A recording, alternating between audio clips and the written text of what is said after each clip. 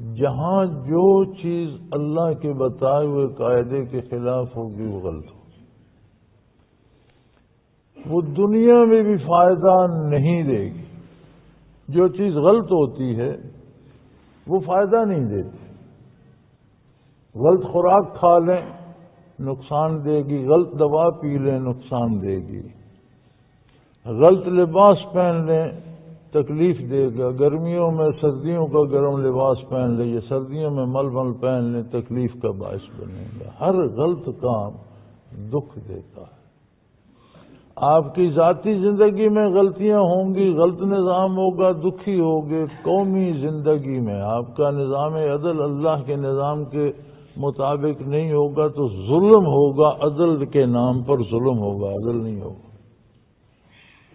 آپ کا سیاسی نظام اللہ کے نظام کے خلاف ہوگا تو سیاست لوگوں کی تحفظ کے لیے ہوتی ہے، آپ کا سیاسی نظام لوگوں کو لوٹے گا، چیختے پھریں گے اس نے لوٹ لیا، اس نے لوٹ، نظام ہی ایسا ہے آپ کا، لوٹتے رہو۔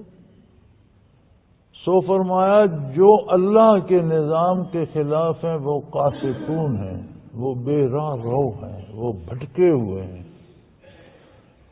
اور یہ جتنی بھٹکی ہوئی راہیں ہیں سوائے اس ایک راستے کے جو اللہ کا ہے، یہ سارے راستے دنیا کے دکھ تو لوگ بھگت ہی رہے ہیں۔ مصیبت یہ ہے کہ آخرت میں یہ فَقَانُوا لِجَهَنَّمَ حَطَبًا، یہ دوزخ کا ایندھن ہے، یہ راستے لے کر جہنم کو جاتے۔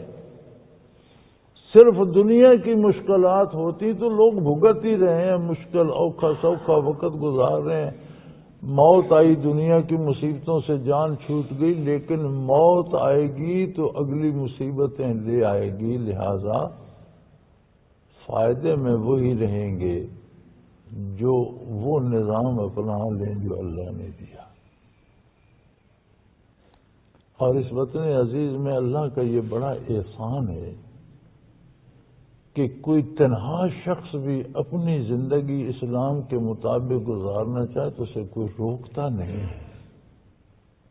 اگر ہمارا قومی نظام اسلامی نہیں ہے، یا اسمبلیاں یا سینٹ وغیرہ یا عدالتیں یا سیاسی نظام یا تعلیمی نظام کوئی بھی ہمارا اسلامی نہیں ہے، لیکن آپ اسلام پڑھنا چاہیں تو آپ کو روکتا کوئی نہیں۔ آپ سے نمازیں پڑھواتا کوئی نہیں، لیکن آپ پڑھنا چاہیں تو روکتا کوئی۔ آپ سے روزے رکھواتا کوئی نہیں، لیکن آپ رکھنا چاہیں تو روکتا کوئی۔ آپ کو حق، عدل اور انصاف سمجھاتا بھی کوئی نہیں، دیتا بھی کوئی نہیں، لیکن آپ اپنی زندگی انصاف پہ گزارنا چاہیں تو روکتا کوئی نہیں۔ یہ تو اللہ کا احسان ہے نا۔ اور عجیب بات ہے، پون صدی ہو گئی اللہ کا احسان ہے اس ملک کو بنے ہوئے، اور بڑا شور سنتے ہیں اسلام نافذ کرو، اسلام۔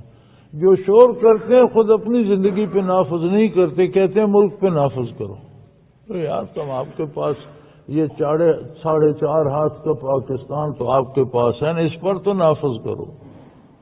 سو قرآن کریم کہتے وَأَمَّا الْقَاسِطُونَ، نبی علیہ الصلوۃ والسلام نے زمین پر سیدھا خط بنایا، پھر بہت سی لائنیں دائیں بائیں نکالی، فرمایا یہ سیدھا خط اللہ کا راستہ۔ یہ سارے دائیں بائیں جتنے راستے جا رہے ہیں یہ سب گمراہی ہے، یہ سارے گھوم کر دوزخ میں ہی جائیں گے۔